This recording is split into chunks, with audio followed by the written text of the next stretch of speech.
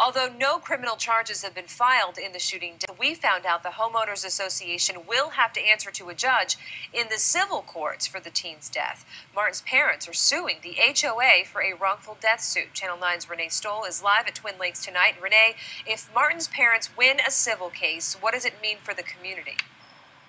Well, if the HOA didn't carry a specific insurance policy that covered George Zimmerman as a volunteer neighborhood watch captain, well, then it means that people inside this community could pick up the check for legal fees and any amount awarded to the family.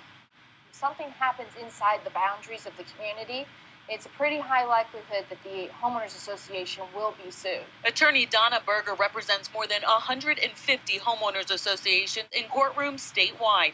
She has insight on a new civil lawsuit Trayvon Martin's parents filed against the HOA at Twin Lakes, the community where Martin was shot to death by George Zimmerman, a volunteer for the Community Neighborhood Watch program.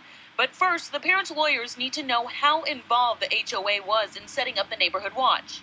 If they did any sort of due diligence on the background of the people that were volunteering to serve on that watch, whether or not they knew that Mr. Zimmerman was armed. From what Berger has seen in previous cases, carrying a gun is very rare for volunteers. Typically, a neighborhood watch is to observe and report.